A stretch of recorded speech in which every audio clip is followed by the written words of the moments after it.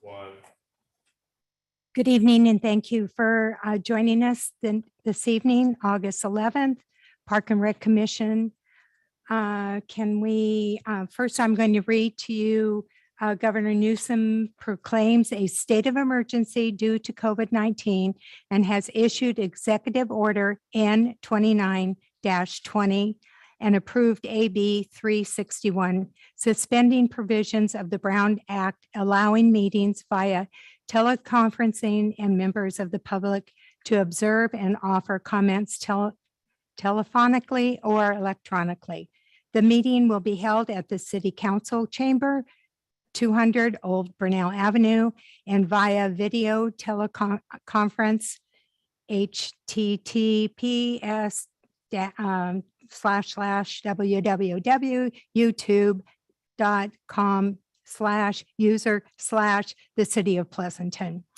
Public participation is requested that members of the public wishing to address the Park and Rec Commission submit a speaker card.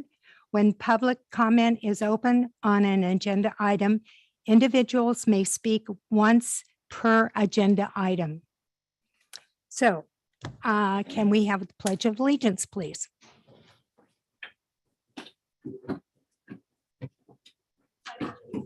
To the flag of the United States of America and to the republic for which it stands, one nation, under God, indivisible, with liberty and justice for all.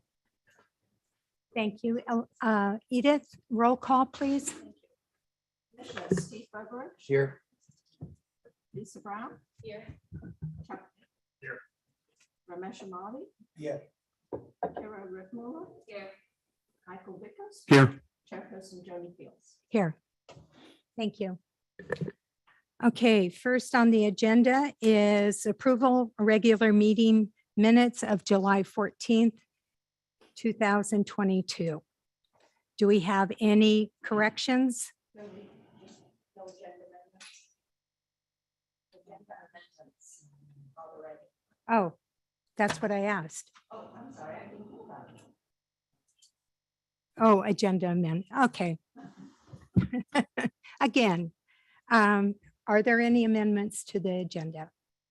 None? None from staff.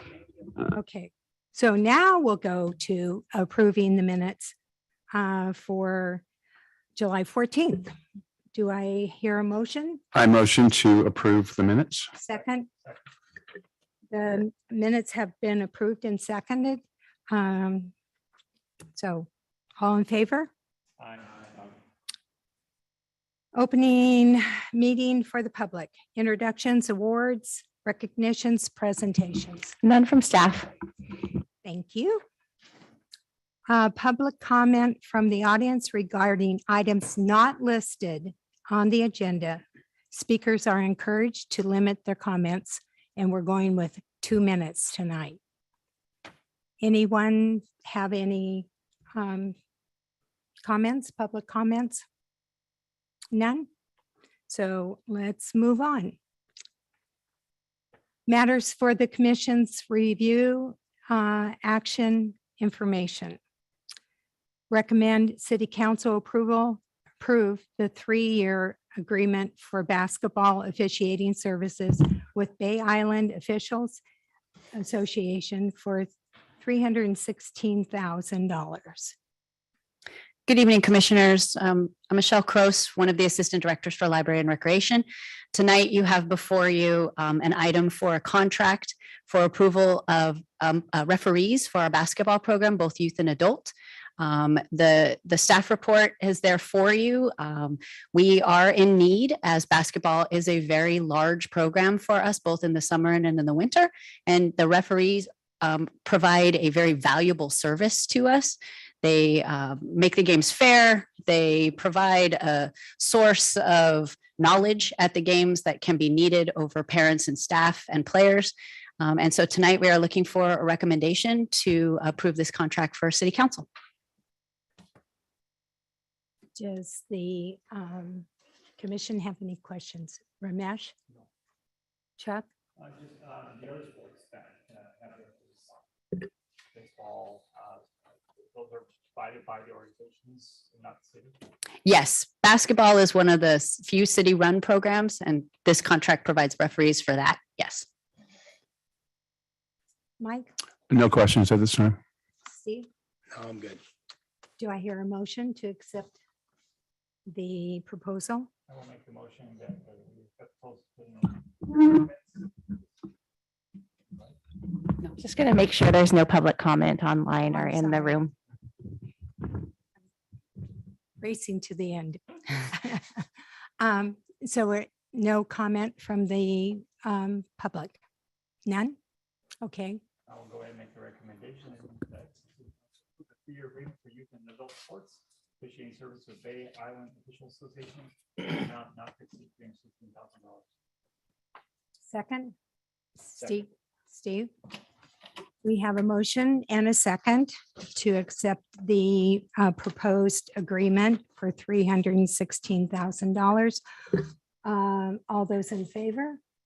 Aye. We do a roll call. Okay. Commissioner Burbridge, Aye. Brown, oh, excuse me. Not voting I know, the alternate. Correct. Thank you. Make a note of that. Deckard, Aye. Benardi, Aye. Whitmore, Aye. Vickers, Aye. and Chairperson Fields. Yes. Okay. On to our next agenda item. Recommend location for cricket field placement at Ken Mercer Sports Park. I would like to remind people that the only thing that we are being charged with this tonight is to pick one of the 3 locations. That's our only charge. So I would like to leave that up to Matt and Michelle. Thank you, commissioners. Matt Gruber, landscape architect, and myself will be leading the presentation on location options within Ken Mercer for a cricket pitch and field. Tonight, we will share with you a project overview, some background, the process that was used for this round, the outreach that was conducted, the survey results, staff's recommendation, other locations that were considered. Then we will be looking for the Parks and Recreation Commission to make a recommendation. Then we will share the next steps and we'll be available for comments and questions. So first, a brief reminder on what cricket is, or new for anyone in the room who hasn't been with us through this process. Cricket is a bat and ball game. It's played between 2 teams of 11 players on a field at the center of which is a pitch, similar to what is on the screen on the left. The game consists of 2 innings. The first inning, a team is trying to score as many points as possible. The second inning, the other team is trying to outscore the first team. And youth cricket matches can last anywhere from 90 minutes to 180 minutes per inning. So the research that's been conducted on this project, again, as a reminder for those that have been with us through this process, but the city has been talking about cricket since 2014, when the Park and Rec Master Plan identified cricket as a sport that the city should program. Then in 2017, we evaluated Ken Mercer Sports Park as a potential cricket field location with cricket for Cubs. In 18 and 19, the school district evaluated Pleasanton Middle School as a potential cricket field. January of 2021, this commission identified a cricket field as a number 3 priority. In April and May of 2021, the city council prioritized construction of a cricket field and budgeted $250,000 for the project. And then May of last year, the school district opened Pleasanton's first cricket pitch at Alice Sal. And then in fall of last year, staff researched and presented options for cricket at Muirwood Community Park. And then just this last summer, City Council allocated an additional $250,000, for a total of $500,000 for this project, and directed staff to review options at Ken Mercer Sports Park. So upon that direction from City Council, staff evaluated 3 locations within Ken Mercer that could accommodate the youth cricket field diameter and pitch, as well as an option that could accommodate a youth cricket field, or adult cricket field. What you have on the screen for you tonight is an overview of the park with an overlay of the field map that is out at the field, at the park.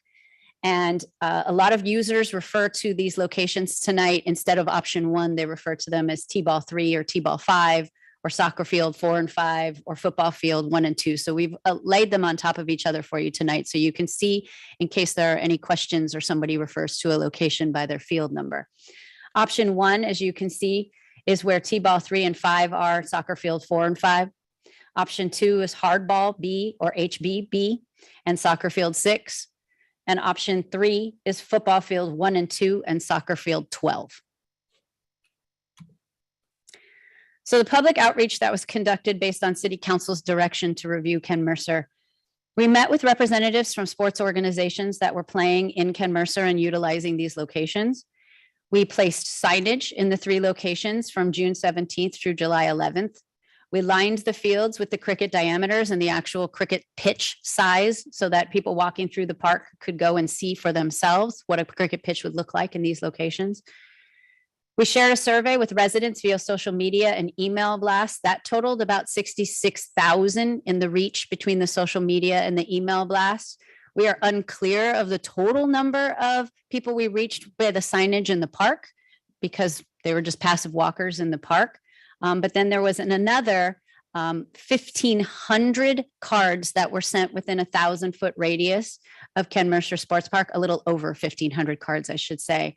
And those cards were sent twice to the 1,000-foot radius of Ken Mercer. And then, of course, info was shared on the Pleasanton Cricket website.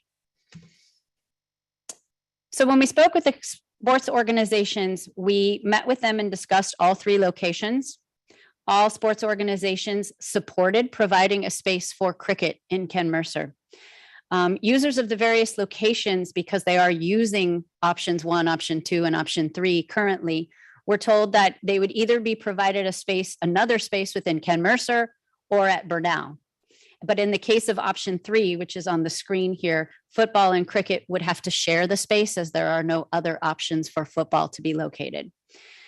Upon sharing this information, the sports organizations felt that option 3, this was the only consensus that the sports options 3 was not viable, but they were not unanimous between locations 1 and 2. The survey results. The survey was available from June 17th to July 11th and yielded 536 responses. As Matt Gruber and I have been before you before on various projects, to date, this is the largest survey response that we've received to any of the projects that we've been working on collaboratively. Of the 3 locations, option 1 was the preferred choice of the survey responses, as you can see on the diagram on the left. So based on the survey responses, based on feedback that we had been receiving also through emails, many of which have been provided to you ahead of this meeting or in a packet to you tonight that were independent from the survey.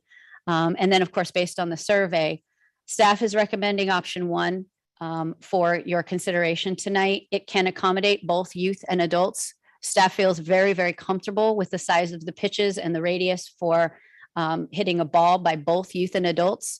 As it's come up before, there's been concerns about adults playing on a youth pitch. This location provides a safe place for both youth and adults to play. The pitch would be constructed in between 2 existing soccer fields without impacting where the soccer fields are located. So when cricket is not playing in this location, soccer can continue to play. The location provides, as I've said, enough space for youth and adult to play without interference. So if cricket is playing in this location, soccer could still take place to the north and to the east. The location was acceptable to survey respondents. We've had lots of questions about trees because it does appear from this view, as I totally understand that it overlaps some trees. It is not staff's desire at this point to remove any trees to accommodate a cricket pitch or field. We do believe that that's not necessary at this time. However, upon approval of any location, we would be reaching out and conducting an RFQ to find a consultant, and we would definitely be reviewing with a consultant if there's any need to remove a tree. For now, staff would only remove any tree that is not of a healthy nature. That's just a practice in any park, in any location. We have mentioned before to the sports organizations initially that we were under the impression that we may need to remove the fencing of hardball B in this location. Upon further reflection, we have determined that the diameter and radius for the adult field is actually larger than any diameter or radius of any of the other adult fields in nearby San Ramon or in San Ramon or Dublin. I'm going to pass to Matt now because he knows the exact numbers on those. I think this would be an appropriate time for me to share that information. So for clarification, when you look at the exhibit up on the screen right now, before you would, if you measured the field from parallel to the pitch or perpendicular to the pitch in this option, before you hit any obstacle, it would be 400 feet parallel to the pitch and 460 feet perpendicular to the pitch. And in the case of what you would hit the backstop that you see, or you'd hit some trees rather than the pathway. With option 2, it's about 360 feet in each direction before you'd hit trees or some other obstacle. And then in option 3, you have about 410 feet parallel to the pitch and 380 feet perpendicular to the pitch. And you'll see more of what that's about later. But in the case of option 3, the field actually hits the very well-used walking path. So again, while we've kind of changed direction on whether or not it's necessary to remove that fencing, we also would be discussing that with the contractor as we move forward, if they feel that that's just a safety feature that shouldn't remain or not. And while the pitch would be a new amenity to the park, we have had lots of questions on this being a new use to the park. Because the space is currently used, it is not viewed as a new use. It is viewed as a change of use.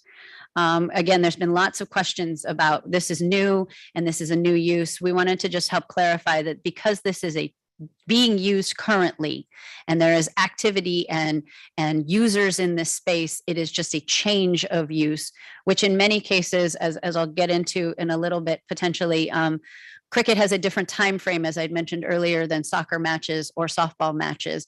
So that's going to change traffic patterns and activity in the park. That's why it's not deemed a new use. It's just deemed a change of use. And with this location and with any location, if any of them are recommended tonight, staff would work with cricket users and cricket groups and the existing sport user groups to determine optimal scheduling. There has been some feedback just recently from some of our user groups that maybe they won't necessarily be able to play in some of the locations that we were thinking that they could play in, and they may still need to utilize this location. From the very beginning, all user groups have said that they are willing to share spaces. So staff is confident that we can make this space work in a shared location. And when cricket is not playing, it would be open for soccer and other users to use this space as well. There are some potential challenges to this location. The area for the pitch is currently a drainage area and would need to be raised to accommodate the pitch, and drainage would need to be addressed. At this time, staff is just aware there's a drainage there. We're not aware of the amount of work that would be needed to raise the ditch, to reassign drainage. Again, that would all be worked on with a contractor and a consultant. The outermost perimeter, as Matt has said, is close to these areas. Staff would also, if a consultant said that safety netting would be beneficial, we would be working on that with a consultant. The proposed east-west layout is, it's come to our attention that the cricket organization is not, it's not their preferred location. It's not the preferred alignment for the east-west location of the pitch. So we would need to discuss if the pitch could be shifted slightly so that it's not directly or due east and west. And there is approximately a $200,000 negative impact to city revenues. It actually is approximately a $70,000 net. I'll explain that in a couple more slides. But we would have to eliminate and or significantly reduce the adult softball program to accommodate the movement of other youth sports, which would impact revenue. So again, I'll get more into detail in another slide on that. First, we wanted to share with you a little bit more information about the options that are not being recommended tonight. Option 2, one of the reasons it's not being recommended is that it can only safely accommodate youth. We would need to remove hardball B. There is a tremendous amount of construction and work that needs to be addressed with that, as well as it needs to be replaced with turf. There is currently no irrigation there for that because there's no current existing turf. So we would need to add irrigation, remove that, replace with turf. And there is potentially still some drainage area where the pitch would be located that we would need to address with the contractor about raising and leveling and potentially addressing drainage. The outermost perimeter, as Matt has already expressed, and as you can see in this diagram, is very close to walking trail. We've received a significant amount of feedback through the survey and through other emails about safety and walking and concerns about that. And the $200,000 negative impact. So options 1 and 2, both options would require movement of existing sports to other locations, predominantly Ken Mercer's adult softball complex and Upper Burnell. To accommodate the needs of these organizations, the adult softball program would be eliminated. That is what staff is proposing at this point. It's difficult to determine at this time how adult softball could safely be run simultaneously as a girls softball league, youth softball league, and where there might only be one adult softball field available for an adult softball league. That also makes it difficult for staff to try and figure out how we would successfully run an adult softball league. So at this time, we're proposing that the adult softball program be eliminated. Right now, the program is serving 30 to 40% Pleasanton residents. It's not majority Pleasanton residents, and it does bring in $200,000 per year in revenue. However, a good portion of that the expenses are staff time and staff dollars, which would just be reallocated to another project, predominantly those that would do something else to increase our revenue or gain our revenue back. So of the actual loss of expenses, we're talking about $70,000. That would be the umpires that would be needed for the softball games. That would be any of the supplies that we would be buying, balls and t-shirts for the winning teams, those kind of things. So those would be the actual net loss of removing the adult softball program.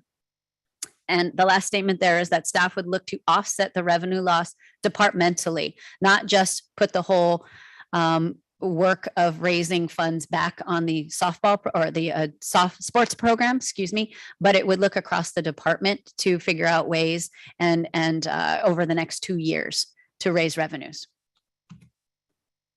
Option 3 is the other location. Again, this location only accommodates youth. As you can see from the slide, it does border the walking path on 3 sides. Which again, we heard feedback, same concern about how close that was or could be close to that walking path, as well as we've heard from neighbors who are on the east side that they are concerned about their homes and safety from any balls that may fly in that area. It also has a limited impact to existing users because football would remain with their regular schedule. However, it would impact cricket. They would have a much reduced season to be able to play in this area. The pitch would be located in the middle of the 2 football fields so that cricket could play and football could play. And the cricket season would be limited to March through May because football would be playing in the other months and then the fields are closed for their rehabilitation. So with that, staff have followed council's direction for providing a recommendation for a location within Ken Mercer. And tonight we will be looking to this commission to provide their recommendation for a location within Ken Mercer Sports Park. Upon receiving that recommendation, staff will take the recommendation or recommendations to City Council for review. I believe right now it is slated for September 6th for that council review. If council approves a location within Ken Mercer, then staff would then move towards a project request for qualifications to hire a contractor. Once the contractor's on board, we would determine opportunities and constraints with the project. We would draw up construction documents and we would develop an implementation plan. Commissioners, thank you so much for your time. Matt and I, as well as Heidi and Giacomo from Park Superintendent, are all available for your questions and comments. Commissioner Ramesh, do you have questions? So, thanks for the presentation.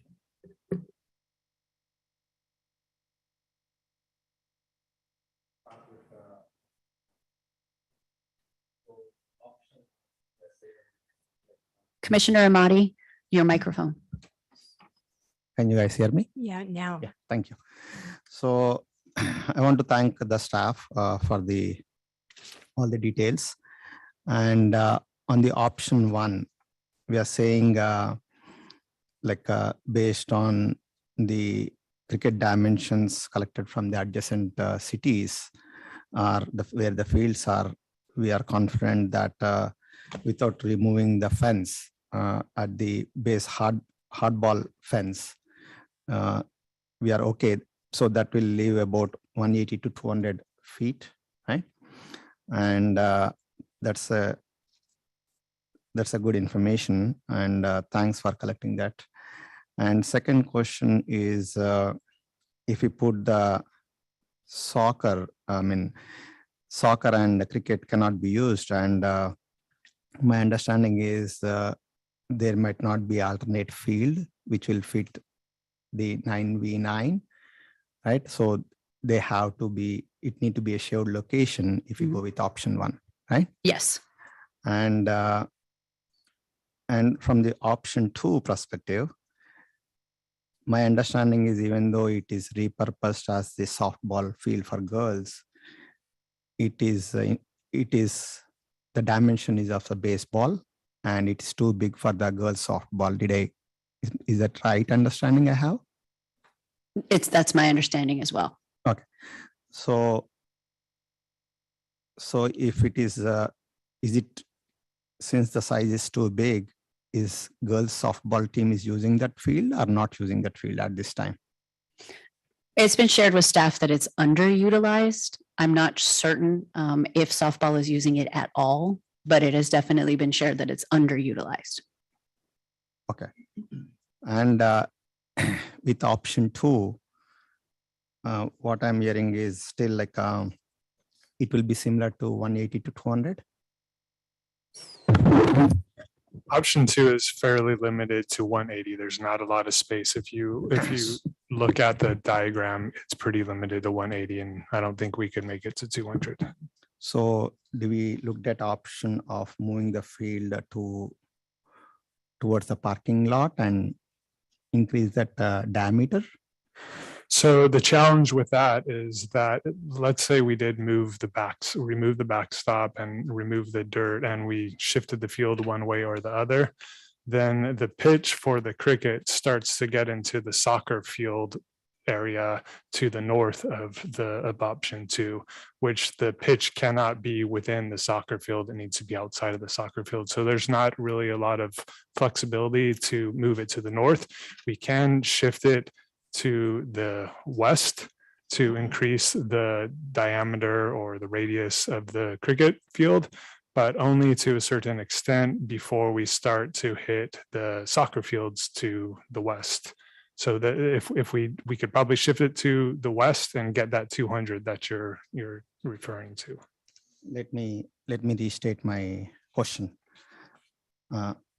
Without moving the backs like a fence of the hardball, right? If you move it, You'd have to remove the backstop to do that. So if we didn't remove the backstop, there would be an option really to shift it to a different direction, because the cricket pitch and the soccer goal for the field to the north are so close to each other that we would not really be able to shift it to the north. so in option 2, are we expecting the soccer and cricket to be played at the same time? No, they would not be played at the same time, but they'd still have the option of playing at different times. But with the cricket pitch, we'd assume that it cannot conflict with the soccer goal or beyond the soccer field. But games could be played. But I do believe that games could be played to the west, those soccer fields to the west, the soccer field to the north could not be utilized at the same time cricket is being played. So just let me reiterate what I understood. If we move the pitch, like horizontally up. What you're saying is the soccer field will not fit if they want to use it. That's Yes. correct. Yes. And but with option 2, my understanding is the soccer team will be moving to Upper Burnell. So in both option 1 and 2, staff would need to relocate or allocate some space for soccer to Upper Burnell. Softball would move from Upper Burnell to the girls softball complex, and that's why adult softball would not be able to play. In option 1, there is a possibility that soccer would currently lose one allocation in option 1. In option 2, it would be a wash because we just don't have current amenities right now to be able to give them exactly what they have without letting them also continue to use Ken Mercer. So if cricket was the only group utilizing either option 1 or 2, in option 1, soccer would lose slightly in what they're currently being allocated. In option 2, soccer could be provided the same amount at Upper Burnell. Yeah, so with the option of moving the soccer field, which is north of this pitch, moving to Upper Burnell as an option, moving the pitch to the north or towards the parking lot is an option, right? That I'm not certain. I think we were looking at the field, that's a great question. I don't want to speak definitively to that because our recreation supervisor has taken care of. About one aspect that we were trying. Okay. In all of these aspects, Ramesh, we were trying to maintain access for soccer for their tournaments. A lot of the tournaments are played at this sports park altogether. So we wanted to have, while cricket could be played here, we would still want the soccer field at points in time to be able to be utilized by the soccer groups for those large scale tournaments that they put on. Okay. So I just want to make sure there is an option of soccer being played at the Upper Burnell. It's the only tournament time. We are kind of thinking about them having an additional field. Do you know how many tournaments per year we get? I know that it's several between the two organizations. I know we do have representatives tonight who are here. They could probably answer that better than I could. Okay.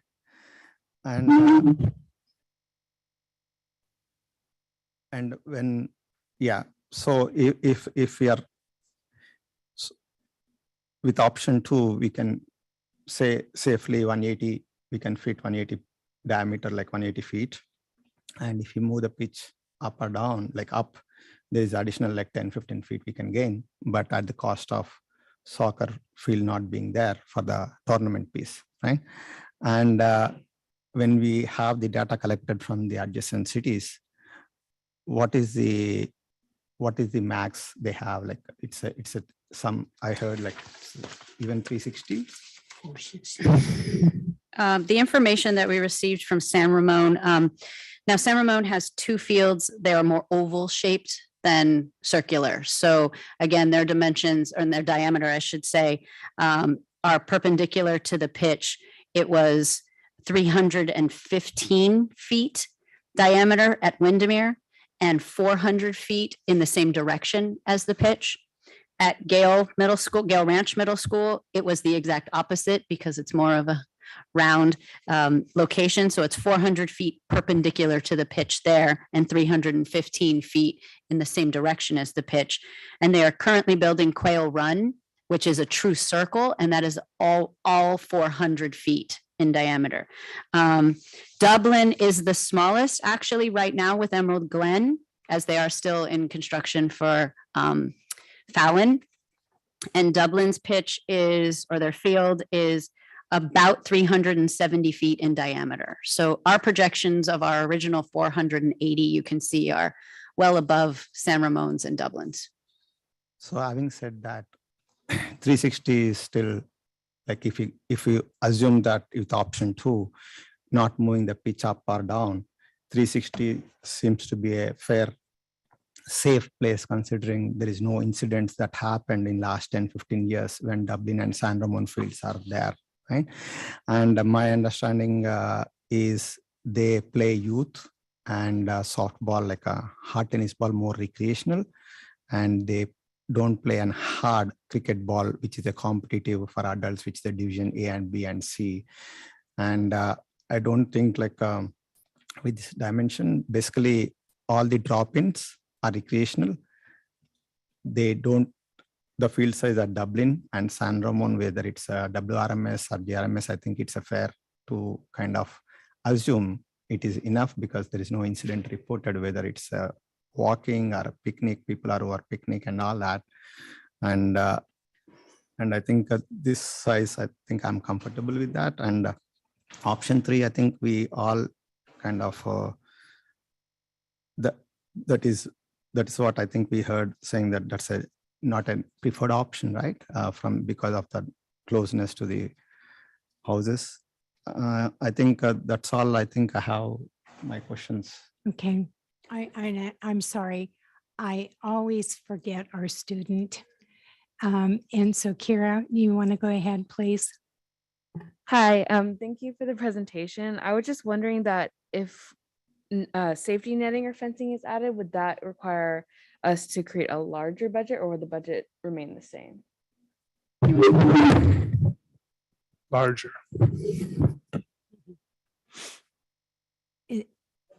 That's it. Chuck? Question, when we were discussing Yearwood, as a primary option, we kind of tagged that as temporary. When we were discussing Muirwood as our possibility, we tagged that as a temporary cricket field with a possibility of later on being a permanent one, Staples or otherwise. Are we looking at this also? Are we looking at all this be temporary as well? When we looked at Muirwood, we called it a near-term solution rather than a short-term or temporary solution. So it was something that we could accomplish in a fairly short time period. And that's the same approach that we're taking to Ken Mercer also, that this is a solution that we could achieve in a relatively short time period. As you recall, there are still other options on the table, but they're in the future and the cost of them is significantly more. So that's essentially Burnell Community Park and Staples Ranch. As far as adult softball, you mentioned 34% of Pleasant residents, but how many individuals are we talking about that would potentially lose the ability to play adult softball? That's a fantastic question. I don't have the number of total participants. I'm not sure. It's 200 to 300. Thank you. It's 200 to 300. That's total participants, or yes, in the league. How much concern have we heard from adult softball as far as losing the possibility of losing? Well, because we don't know if this is the direction we're going. We have not started those communications until we've addressed it in staff report tonight. So we're not truly certain how the softball community will feel about that. Steve? Okay, I'll make sure. Should I go? You Okay. should go. So quick question, what's the radius for Muirwood for the adult? For Muirwood, we were looking at 180-foot radius, which that's what we were planning for these 3 fields. It wouldn't be an adult, it would be a youth, although there would be room in other directions that might be in excess of the 180 feet. I'm very familiar with Sam Brown properties and the Dublin properties.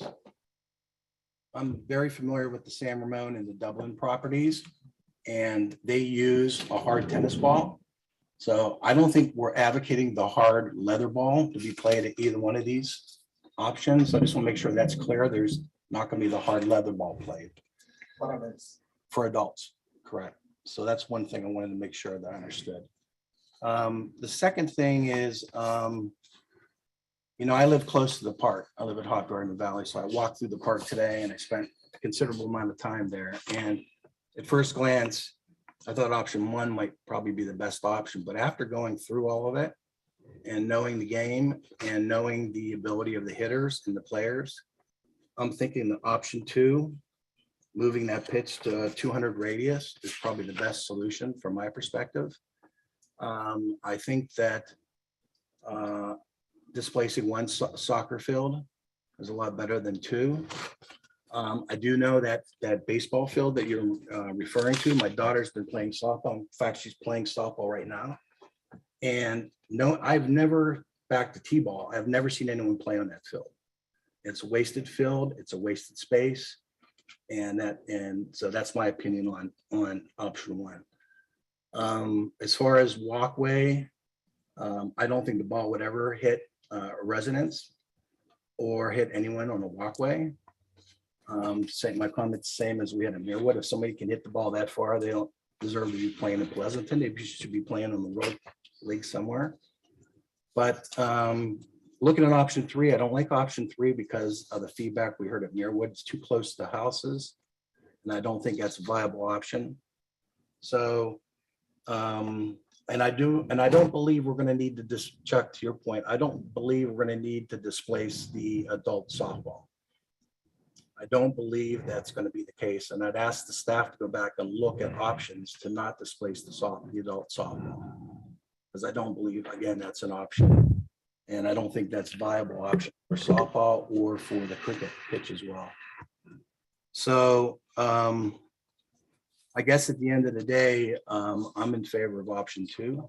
We're not going there yet. Okay. We're just asking questions. Okay, so, so that, all right, so I just showed my card, but that's what I'm gonna say. I end my questions. Mike? Yes. My big question is, I'm very concerned about displacing adult softball.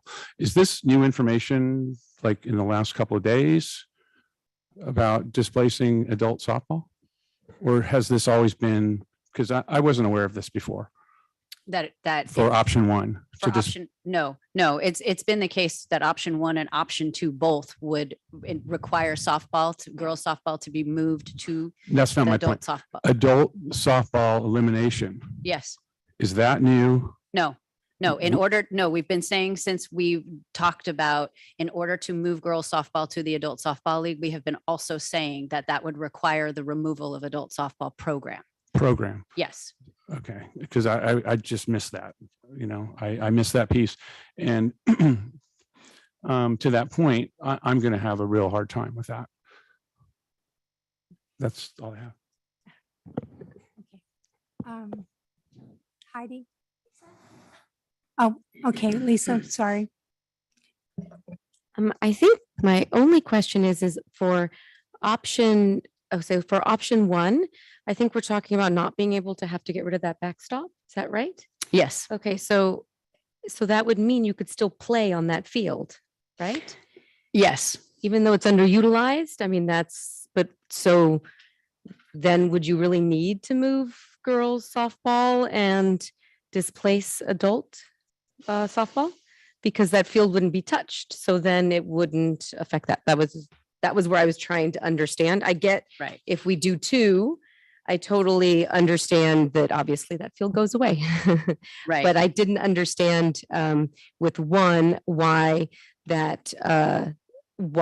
all the shuffling would have to be done if you're basically putting a pitch in the middle of the two soccer fields, which then would still be utilized by soccer. And then that field would still be okay. And I mean, I checked out all the other cricket pitch areas and saw that the places that you're providing are way bigger than the other 4 locations that I walked this last week. So I just was curious what. Right. So it's a good question.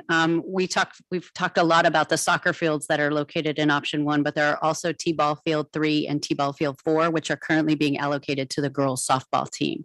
So if option one were to be the choice, that is why girls softball would be relocated to the adult softball, because they would be losing out from T-ball 3 and 4. If in option two, they are being allocated, according to what staff is telling me, they are being allocated that hardball B. We allocate the space. We have no knowledge at that point what the leagues are actually doing with the space. So I don't know if they are actually utilizing hardball B or not in that option. Thank you. Lisa, you have any more? Okay. We have, if I'm looking at this correctly, we're looking at 4 adult softball fields within that area. If we're only taking one field out, which is a girls' field. Where are the girls, and where are the other places that the girls are playing? Upper Burnell, And that's it. to my knowledge, Upper Burnell and Ken Mercer, and they would need to be moved out of Upper Burnell to accommodate soccer. So those So losses, That's two fields. well, I'm not certain exactly how much allocation is going to them from Upper Burnell and Ken Mercer in total. There's only one field up there. So it's my understanding from staff, I understand what you're saying, it's my understanding from staff that in order for them to be located at the adult softball, there are 4 fields there, they would take 3. Now, we do not know how an adult softball program would run feasibly on one adult softball field while the other 3 are being utilized by girls softball. So that is our concern with still continuing to try and run an adult softball program. The adults play a very different game. There's a very different language being shouted out. There's a Yeah. very different experience around an adult softball game than there is around the youth softball team. So we would want to do them independently from each other and not simultaneously. And the use of time that girls are being allocated, they would be utilizing the complex a large amount of time, which really wouldn't allow any off-season or time for the adults to play there either. And that's predominantly why staff is recommending that the adult softball program be removed. Okay, question on option 2, and I think Ramesh and Matt alluded to this. If we just moved the option 2 to the west a little bit, Matt, we would be able to get that 180 or 200. Yes, currently as shown, we do have the 180 feet in that option. And if we did shift it to the west, we would be able to get more than that, probably somewhere in the vicinity of 400 or maybe even a little bit more than that. Okay, and so both adult and kids could play at that. That would be correct if we utilize the field sizes and that data that San Ramon and Dublin provided to us. It's fairly consistent with those field sizes. Okay, and if I'm looking at the necessary changes to the fields with the drainage and that, it seems like 1 and 2 are pretty much the same as far as the configuration, other than the turf. So field option 1, it has 2 catch basins and that whole area drains to Right. those catch basins. So there would be a much more significant amount of grading work that would be required for option 1. Option 2 would also require some grading work, but much less, we believe, than option 1. Okay, and I want to reiterate and join in with Mike and Steve. I realize that some adults that play softball are living their lives as the major leagues, and sometimes, well, a lot of times, the competitiveness brings out not the best in everyone. But I would like to see if we can keep the program, but adjust whatever the nights are, because I've been told by several softball people, girls softball, that they have less teams the last past couple years. That might be to the pandemic or not, but I think we need to address those options too. So thank you. I appreciate all the work that you've done. You guys have gone way beyond. And if someone says they haven't heard, shame on them. So I think that we are ready for, yeah. Thank you, guys. Yeah. So we are ready to have speaker Mark Passo? Can I have just 5 minutes? My blood sugar is a little low right now. I just took some glucose tabs, but I do want to speak. Sure. Karen Lynch? No, go ahead, Mark. I'm waiting for my blood sugar. I just tested like 69, You're low. yeah, I'm low, so I just want to wait a minute. Okay. Okay, and I'd like to remind all the speakers that we are on 2 minutes for your presentation. Thank you. It's my first time here. Hi, I live on Moore Avenue. Mark and I are neighbors, and along with a lot of our neighbors are very concerned with what appears to be this new sport to our area, basically exploding in Ken Mercer Park, displacing everything that has worked so well there, scheduling wise, different sports. And we are vehemently opposed to coming in and turning that into a soccer, or not soccer, but a cricket field with the other sports basically bowing down to this new sport that's in the neighborhood, and the scheduling that's going to have to just be reallocated, all the different sports, the different teams, the work that has to be done on the field. It's my understanding that the grass on a cricket field has to be really, really short. And how is that? The grass out there right now is like 3 inches tall. When you cut grass that's been 3 inches tall and you take it down to an inch, inch and a half, it's going to kill that grass. There's no way that it can survive because the grass stalk has already grown, and now you're cutting it back down to stalk level.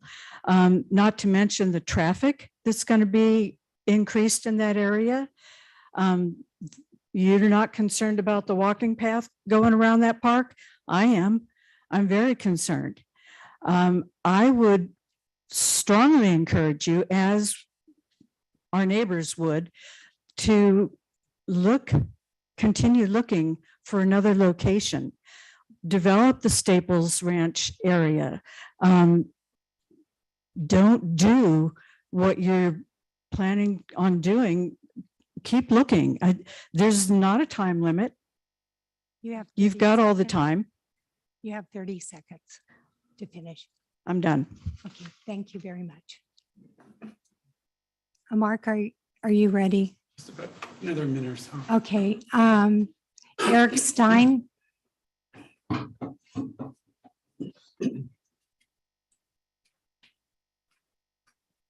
Hi, good evening. Thank you for the opportunity to speak. Also, longtime listener, but first time in attendance. I live on the sports park. I live adjacent to what would be location 3. And I think I bring a bit of a unique perspective because of where I live. I can see how the fields back there are really used. I think one thing that I would encourage you to be mindful of is that however you think it's going to be used, the cricket pitches, I can tell you that where location 3 is field 3, there's I think it's hardball D, there's a couple baseball fields under there. And every Saturday and Sunday morning, starting around 6:30, there's usually cricketers that are out there that are playing. It's usually adults. So any cricket pitch that gets built in the sports park, most anywhere in Pleasanton, I think there's definitely a need for it. But if you're talking about trying to accommodate only youth, you're definitely going to get adults that are going to be out there wanting to play or playing. Right now they're trying to repurpose baseball fields. I see regularly cricket balls being hit towards the path. They become pretty close. Become close to hitting the walking path. I understand you can try to regulate or stipulate what balls they have to use, hard balls, soft balls, tennis type balls. But the reality is when all the people that are going to be using it outside of the league, call it the recreational users or the non-league users, you lose the ability to control how they're going to play the game, how they're going to respect the space. I'm glad to hear that. I guess field 3, it sounds like it's yes. 30 There seconds. is the least likely to be used. I think it has walkways on 3 proximities. The other thing is there's been some talk of putting netting up. I think everybody in Pleasanton has come to enjoy the aesthetic that is the sports park. Any discussion of locating a field anywhere where we have to put up netting, I think it's introducing a bit of a dangerous precedent. I would ask you to think twice about doing that. We have a lot of space out by Bernal, the Staples, right? I understand there's people that want to play cricket sooner rather than later, but I think it'd be best if you could hold off until you could develop those. Thank you, Eric. Thanks. Okay, Tammy Shadle. Can Aaron go first? We're coordinated on 2. Oh, different- sure. Thank you. Do I not have 3 minutes? That's what You have 2 minutes. we were given. Okay, thank you. My name is Erin Sharp. I'm the Director of Coaching at Pleasanton Rage Soccer Club. Really value our relationship with the Sports Council, with your commission, with city staff. I'm here actually representing Pleasanton Rage, Ballistic, the boys soccer club, and girls softball. We sent an email to you as commissioners. I know there was some back and forth. I just want to address some of those things. Some of these issues we didn't have a chance to talk through and just sort of found them within the recommendation. And so perhaps there are some misunderstandings and we're not on the same page. First of all, as a collective group of our 3 organizations, we absolutely support the addition of cricket in our community and think that within the sports park that it will absolutely work. The only 3 groups affected within the Sports Council, the 3 user groups, all agree. They're unanimous on this. So there were a couple of other user groups that preferred option 1. They are not impacted by this. We prefer option 2. There are several reasons for that. From a soccer perspective, we are going to be displaced either way, whether option 1 or option 2 goes through. The difference for us is with option 1, those are 9v9 soccer fields. They are the only 2 in the entire city that we have access to in the fall. And relocating those to Bernal, unlike relocating our 11v11 field to Bernal, it really isn't a viable solution. The orientation with which you'd have to put those fields is unsafe. There are all sorts of issues that hosting games there is just not viable. We've got thousands of members and not being able to have game fields for them is simply not going to work. We do believe that within option 2, it will absolutely work on some of the things that you guys touched on earlier. First of all, the diameter does not need to be as big as we have on those diagrams. We can mirror neighboring cities. We can also move it slightly to the parking lot side and make it more of an oval shape. Youth can play at the same time, simultaneously, youth cricket and soccer on fields 4 and 5, the fields located in option 1. Even adult soccer can perhaps take place at the same time, but if not, the city will simply not schedule adult games at the same time. Thank you. Yes, Tammy will continue on with Okay. our arguments. And I just have to say, as a sports person, adding more sports to our community, particularly for our youth who need mental health engagement and physical activity, is absolutely critical. And we're so thrilled that more sports are being added to our community. Thank you. Thank you. Hi, I'm Tammy Shadle. I am the Director of Operations for the Rage. Thank you for having me. Thank you for letting us be here. Thank you for reading the email that we crafted and sent out yesterday. I am the person that does all of the scheduling, so I'm very intimate with the fields, their sizes, where we can fit things.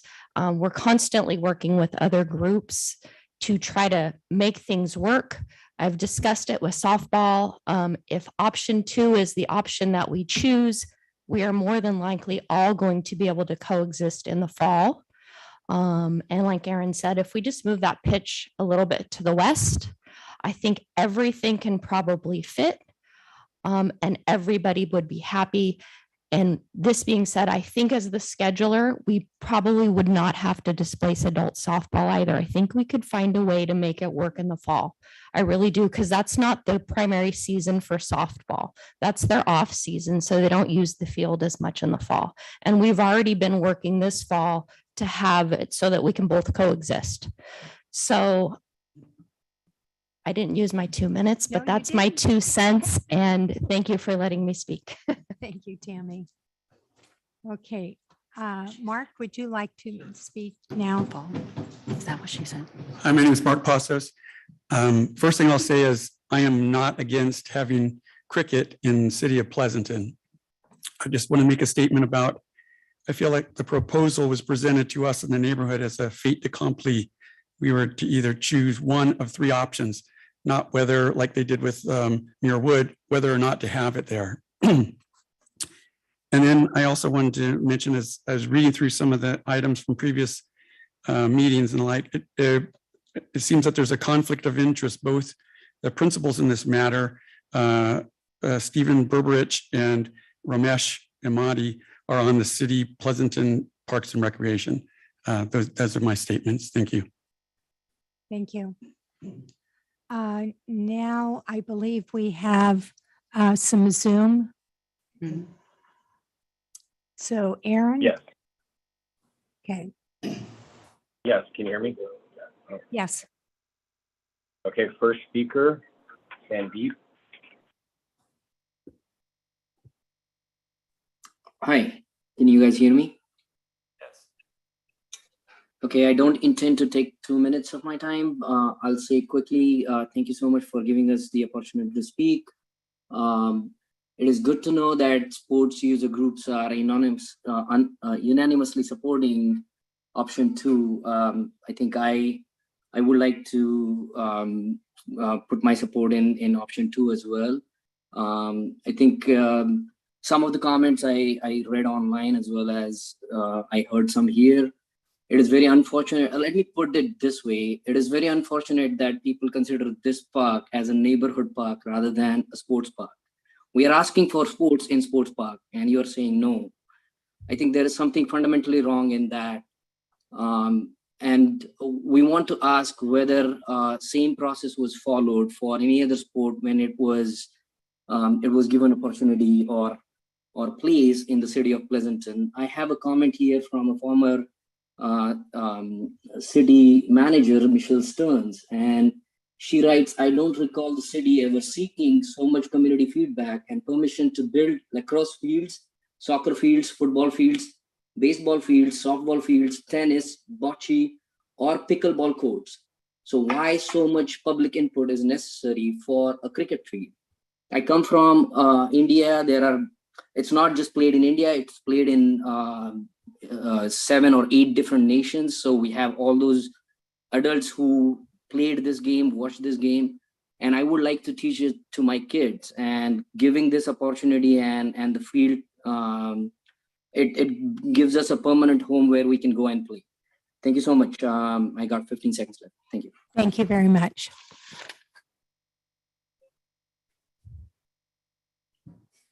Next speaker is Manjunath.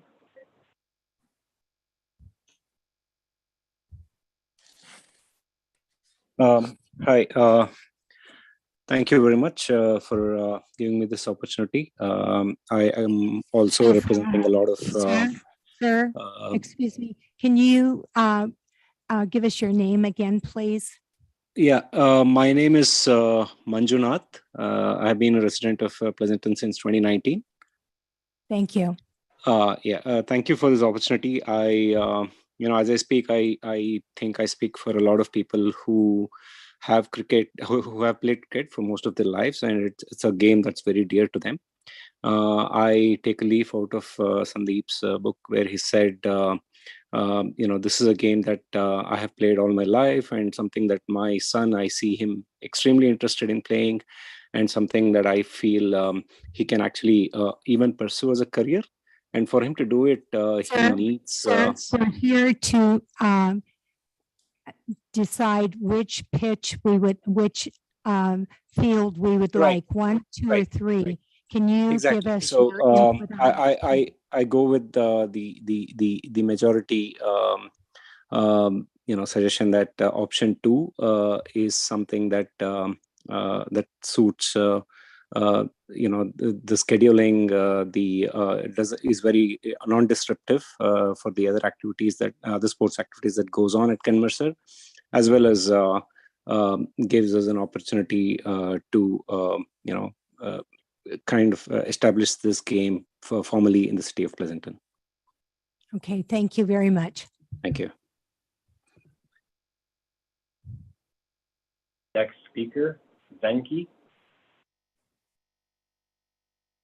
Yeah, Hello, everyone. This is Venki Nakate.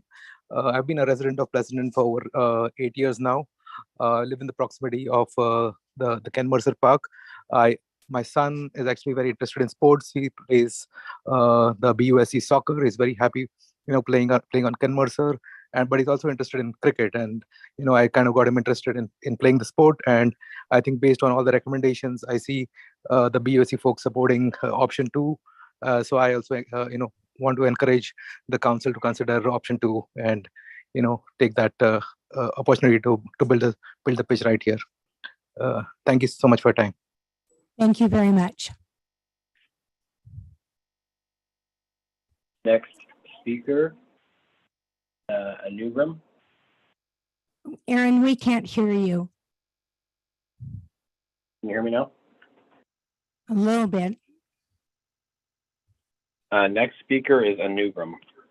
Thank you.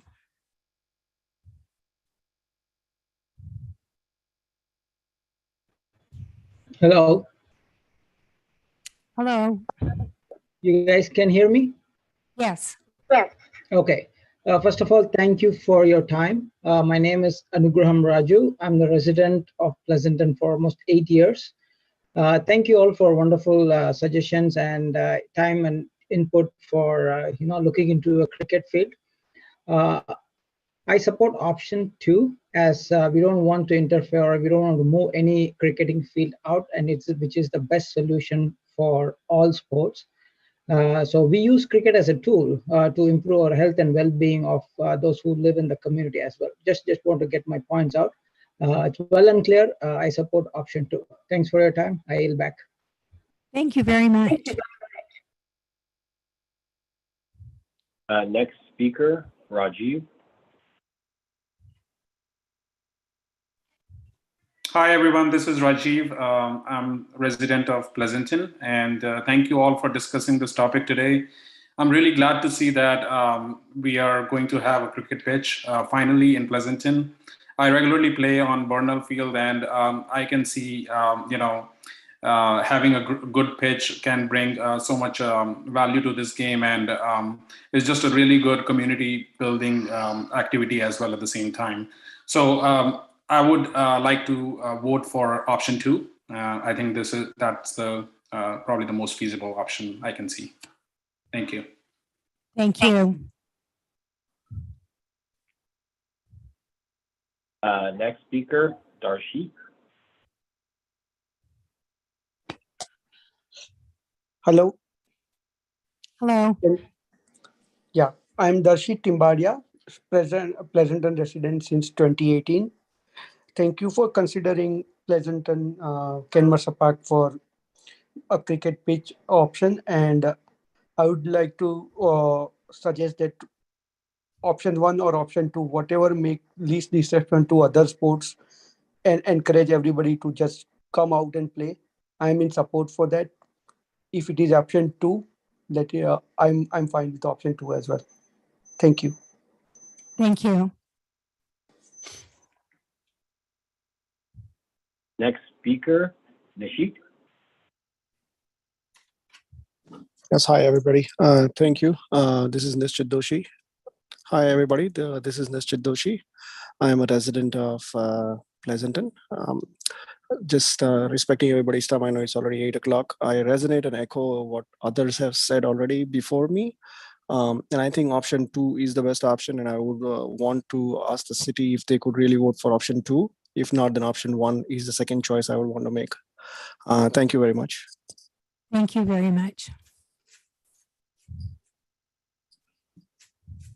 That's all the people that submitted cards. Okay, do we have any hands raised? I don't see any. Okay. I don't see any. None. Okay. Do we have a motion on or any more discussion?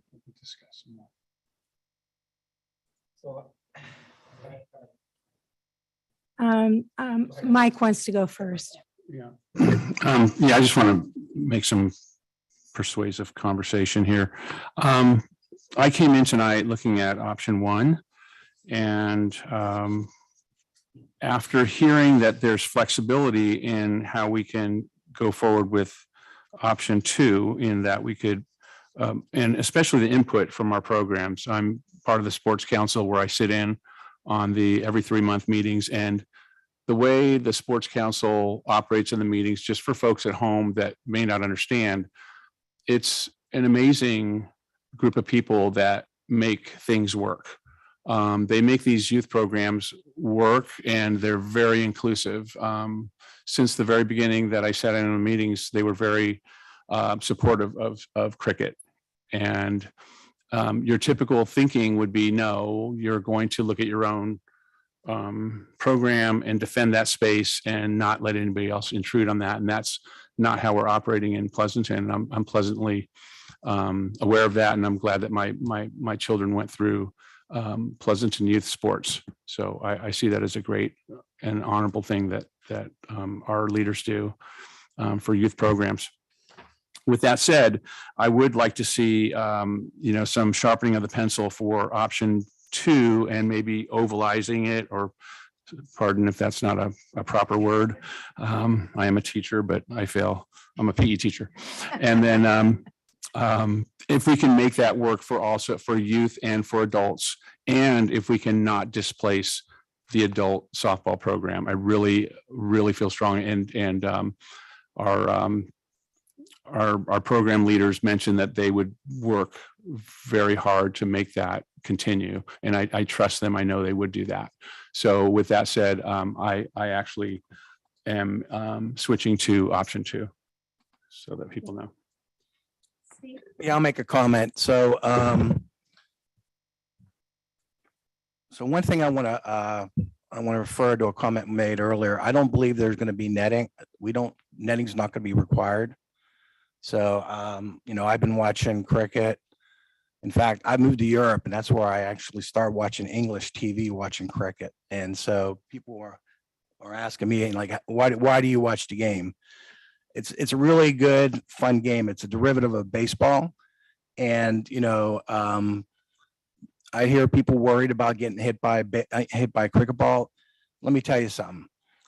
I would get hit probably more at my probability of getting hit today in my daughter's softball game with a fly ball over the backstop before I'd get hit by a cricket ball walking down one of the paths. So, and then the other thing is, since my daughter does play softball, I do know that the softball curriculum, I'm not sure, membership has been dwindling. And I do know that this year they brought in teams from Castro Valley to play softball on against my daughter's team, and from Livermore. Now, we've always had residents from Dublin play on the Pleasanton teams. But I could tell you that the softball fields are underutilized. Otherwise, why would we bring in teams from Castro Valley and from Livermore? So I think this could be worked out fairly easy. And thank you for the Rage folks bringing this to our attention. So, again, I'm not for, I'm for sharpening the pencil and making the adult softball work and making option 2 work. That's the best solution. Thank you. Ramesh. Thank you. So good to kind of hear the perspective from the sports user groups, and good to listen that, like, again, also one other consideration we need to take from the softball complex is there are lights. So the play time is increased with the lights. There might be possibility of girls playing early and the adults playing later under the lights. So I'm a proponent of having the adults have a space to play. I think it kind of helps them to relieve their stress, throwing the balls harder. Right? So, and the other thing is, like, other advantage I see with option 2 is cricket can be played much longer, like multiple seasons, than one season if it is put on option 1. And irony is, for both soccer and cricket, their primary season, where the USA cricket pathways are held in the fall season. So that will force, if you go with option 1, that will force both soccer and cricket to share the fields rather than maximum utilization that will be relieved with option 2, which will allow the cricket to be played more or less both the seasons or 3 seasons. That's all my comment is. Thank you. Chuck? Just to ask of staff, as far as I know, you mentioned we haven't had a discussion yet with the adult softball league or leagues. I would just ask that before making a decision on canceling, that we have that discussion and then make those decisions later. Okay. Lisa, go. I was just going to say, I was a president of Little League, and I know how scheduling is such a big to do. I do know that some of the fields are underutilized and some are more utilized. So appreciate you guys coming today and talking about how we can make it work, because I agree with my fellow commissioners that we should make an effort to get adult softball there and make that available. So I think that is very important. My other comment is that I was walking the sports park and I already see cricket being played on these baseball fields. And I feel like that's might be even more unsafe, right? Not giving an actual spot for people to play where they're already playing in places that aren't just for them. So I came in thinking option 1 would be good. But I'm happy to, if that is what the recommendation of the other sports, that this is better and we can accommodate all, then happy. But I'm an alternate, so I don't, I don't, you guys can make that decision, but thank you. Thank you. Kira? Thank you for coming, and I really appreciate your point about the 9v9 fields. And I think that it's important that they brought up that either way, soccer is going to be impacted, but it's impacted in a different and more impactful way, in a sense. So I think it's important in making our decision that we consider that. One more comment I can make. Then I want one too, and you haven't talked yet. Go ahead. Yeah, I want to comment about the grass height. I think Matt, you might have talked to Pleasanton, Dublin or San Ramon. My understanding is with a drought, all cities are not cutting the grass lower than 3 inches. And I don't think anybody is making any exception with the drought condition. I don't think there will be any question or requirement to cut the grass lower than what it is mandated by the city staff. Thank you. Could you comment on the likelihood that adults will be playing on the youth fields? That's not our call tonight. Our call is to pick a field.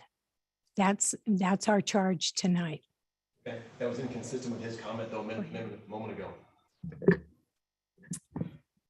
If you would like to come to the stand and speak.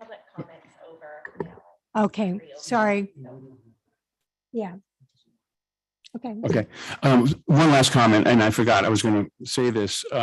I feel, we've talked about, and I hear it from the audience, and I know from people I've spoken to, many people in the community, about Bernal and Staples. Staples looks like the big reach down the road. Bernal is much more accessible right now. We have a sports park there. There's a space there that I think is designated for baseball, and baseball enrollment is way down. There's no question about that. We used to have 3 little leagues in town: Foothill, American, and National, and we have 1 league now, and that's from Little League Charter in Pennsylvania, and they're the ones that that basically designate what a city will have as far as leagues. You can't just choose to have a league or another league. It's about enrollment, and so we can see just by numbers that the enrollment is way down. And the trend line is that football and baseball are reducing in active playing. So that designated field in Bernal, I believe, needs to be redirected. And there's a lot of positive energy for a long-term solution to have Bernal be the adult and youth. An exceptional field can be designed there that's designated and developed from the ground up for cricket. And I would like to see that in the next 5 years, not 10 years, in the next 5 years. Make that happen. Just make it happen. But for short term, Ken Mercer Park, get these kids playing, and then long term, let's get this thing going. That's it. I don't have really anything to say. I think everyone has said pretty much the whole thing. I do want to thank the two ladies that came because I know the hours that are spent trying to organize different aspects of in different sports. So we're closed to comments, and we will. I will ask for a motion. Michael, you want to do a motion? Motion to vote on this? Mm-hmm. I make a motion to vote on option 1, 2, or 3 for designating a cricket field in the Ken Mercer Sports Park. Which one? Oh, this is for my vote. Okay. Okay. So I make a motion. Voting to approve the dimensions that were advertised, or would that come back and be revisited later? That's unclear. I know it is. I know it is. I'm gonna still talk though, but I just was curious. It doesn't seem to be clear. This is nothing about dimensions. This is just the location. All the dimensions will be determined. Okay. So I make a motion to recommend the option 2 as the preferred cricket field placement at the Ken Mercer Sports Park. Do I have a second? I'll second For that. option 2. Was the option to recommend city council? Okay. Consider option 2. You have to remember that. Okay. So So do you want to restate it? Yeah. That you have to, that this is the recommendation that we set it forward to the city council. So I make a Recommend that city council approve option 2. proposal to recommend to city council the cricket field at option 2 to be placed at Ken Mercer Park. And Kira, I'll second that. we have a motion and a second, and we will take a vote. Okay, roll call. So it's option 2. Option 2. Commissioner Burbridge. Yes. Commissioner Decker. Yes. Commissioner Amati. Yes. Commissioner Whitmore. Yes. Commissioner Vickers. Yes. And Chairperson Fields. Yes. Thank you. And let's move on now to commission reports. Bicycle, Pedestrian and Trails Committee was canceled. Community of Character. We will have a barbecue on the 20th of this month. We will be raising money for the scholarships. It's at former Captain Craig Eicher's home. And it's $75 per person. And I personally am giving for an auction item 10 dozen Christmas cookies delivered the second week of December. So if you figure that out, the starting is $50 and that's only $5 a dozen. You're not going to get a better deal. So Heritage Tree Review, we had none. Public Art, we have none. And Sports Council. That's me. We did have a meeting and it was a lively meeting. Giacomo, who's in our audience here, was one of our stars. And he mentioned that Pleasanton City has met their 15% water reduction the past 3 months. And that's excellent. We want to keep on track. We really appreciate all the hard work that our Parks and Rec folks do. Every time, Steve, you go out walking, I know we all do, and we see those folks working out there every day, constantly, and they're doing a great job. So we really appreciate that. There's Assembly Bill 506, which is a mandatory reporting, fingerprinting and so forth, live scan. That was a discussion that was had, and the possibility of the sports program setting up a nonprofit to manage that need. And another one was we talked about the Bernal sponsorship. There's an update. Stanford Medicine Sports Complex. You've probably read about it in the weekly. They are going to take a little bit of time to get the signage in place, but it's on the move, and by the end of the year, all the signs should be up. And one final thing that was not a great point was there are some vandalism activities taking place in the Bernal Sports Park, and we've asked for the police department to double back and have that area patrolled, especially in the evening and middle of the night. That seems to be where the problems are. So hopefully we can get that corrected, and the vagrants can be pushed to the side. That's all I have. Okay, matters initiative by the commission. Lisa? I know the signage at Bernal will be, is actually being worked on, but what about the actual street names? Is that also being changed? Because I think one of the street names says Patelco Park. Yes, all of that will be changed. Is that sooner than later? I mean, because it's been a long process. Okay. But yeah, we're going to get there. We're going to get there within the next 6 months is our hope to get everything changed over. Okay. Okay. Thank you. And do we have anything else? Future agenda items, Heidi? Well, we are looking at doing a joint, I turned it off, not on. We're looking at doing a joint youth commission, park and rec commission for the skate park. We're not sure exactly when that will be. We're targeting next January or April, but just so you know, I know there's been some will on both sides, park and rec and youth commission, to do a joint meeting, and the skate park seems like a great one for that, since we've been bringing that to both bodies. So that one will be coming forward. Century House is going to council on Tuesday. So once we get direction from council, that will be coming back your way as well. Any word on Lions Wayside? Yes. What month do you suppose that'll come back? Next month. Hey. Probably. Wow. All right. We're going to BPTC this month, so PRC is following. I'll look forward to that. All right. And then some annual reports, some quarterly reports, some more standard business coming your way as well. Okay. And as always, if there's anything that you all want to see on agendas, this would be a great time to let us know. Things coming up. Anybody have? No, I was just going to say, I spoke, actually, I saw Kelly Murkashi last night. I think she's on the youth commission. Is that true? Is that correct? Yeah. So we were talking about, a future meeting. So she was real excited. And I think once we can get in sync with what they're doing and vice versa, I think that'll be great if we can leverage that out. Absolutely. We'll do some fun presentations that night too.